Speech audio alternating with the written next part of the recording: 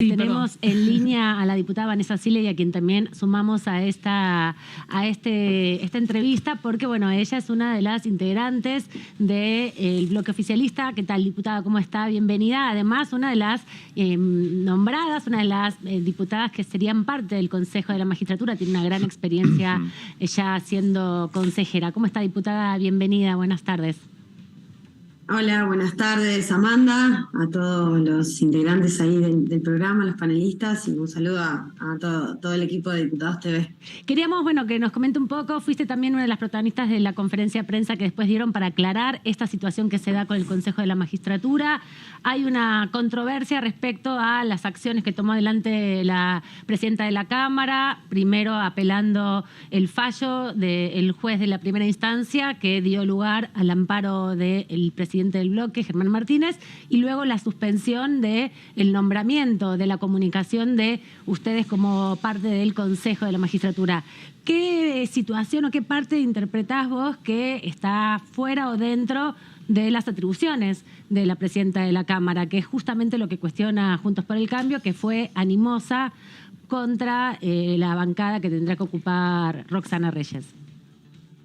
Sí, en primer lugar, si leemos el fallo, la parte resolutiva, el punto 1, declara nula nuestra designación.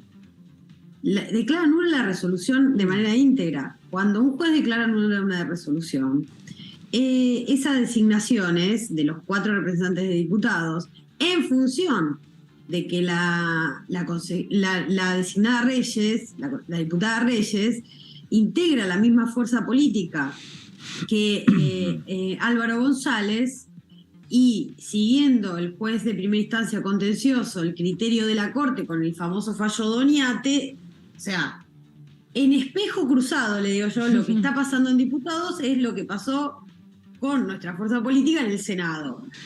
En el Senado parece que estaba todo bien para Juntos por el Cambio, lo que había decidido la Corte Suprema. Ahora viene un juez de primera instancia a cumplir lo que dice la Corte, porque la Corte ya ha denunciado a jueces por no seguir su doctrina judicial.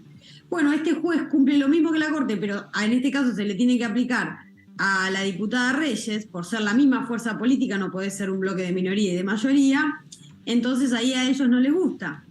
Lo único que hay que hacer con los fallos judiciales es cumplirlos.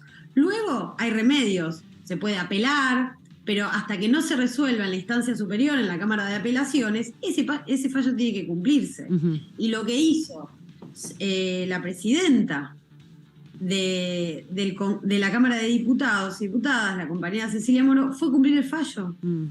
Es algo muy llamativo.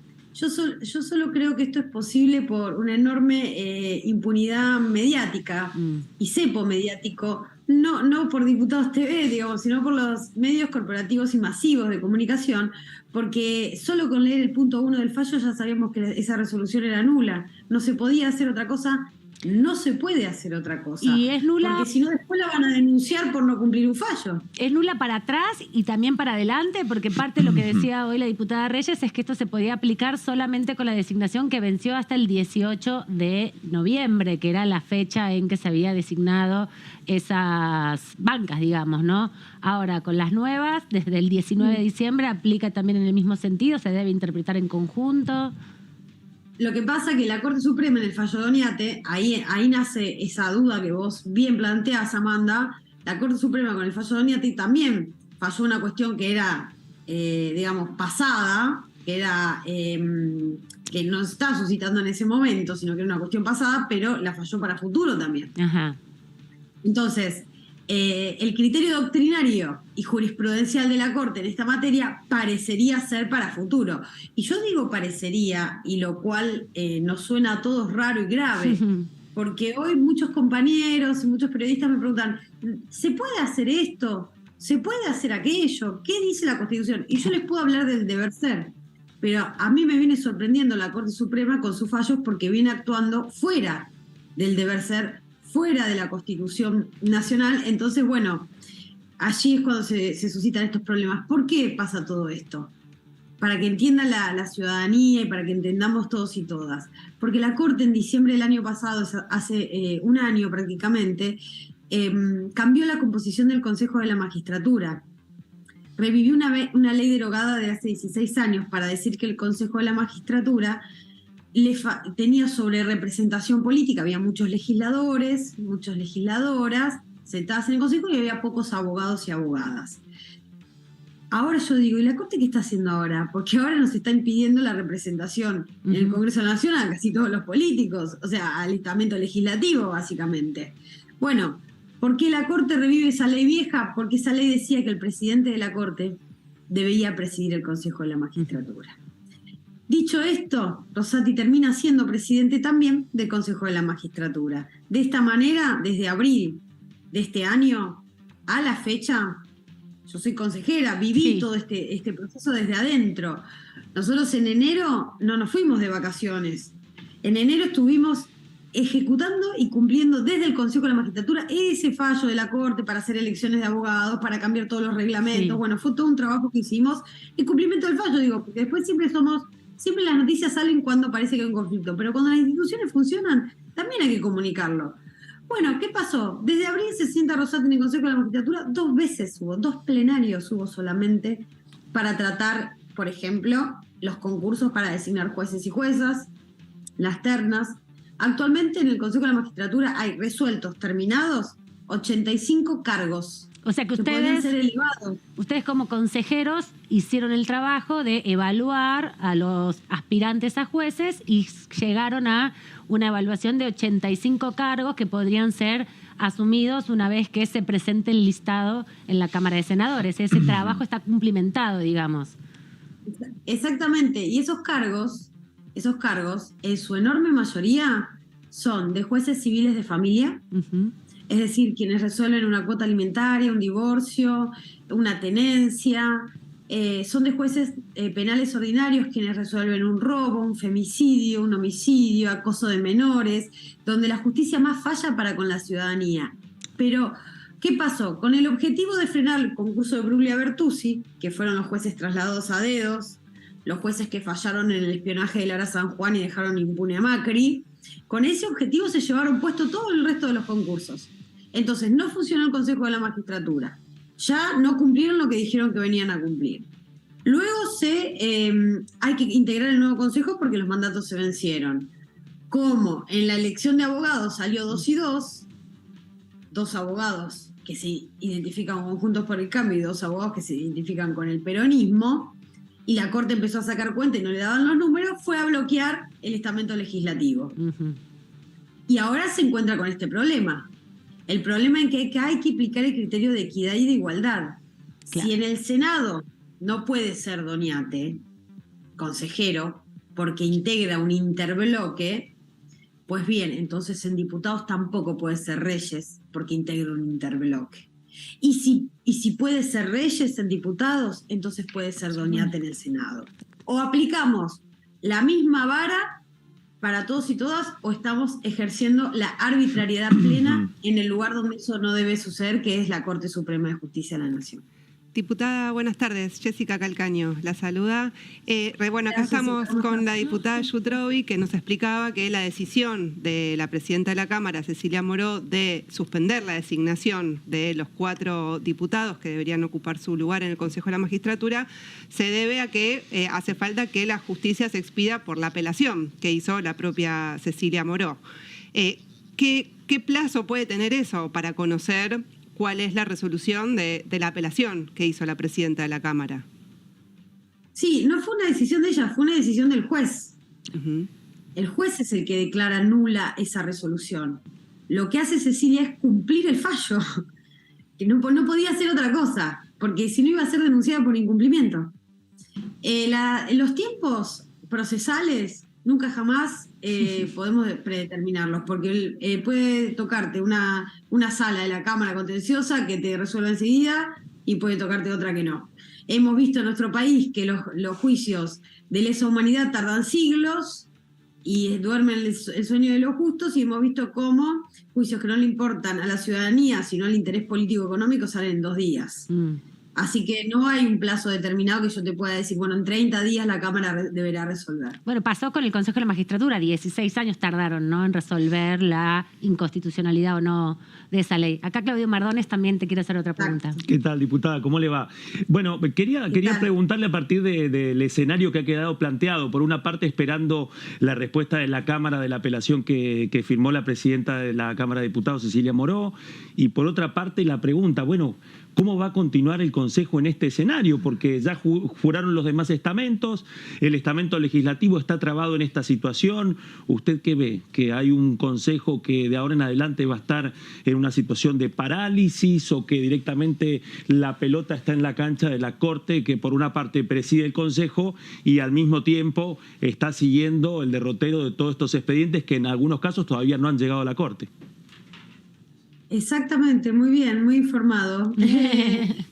Hay muchas, hay otras dos cuestiones que están debatiéndose en acorde al Consejo de la Magistratura, porque ojalá se solucione el estamento legislativo y se aplique una misma vara.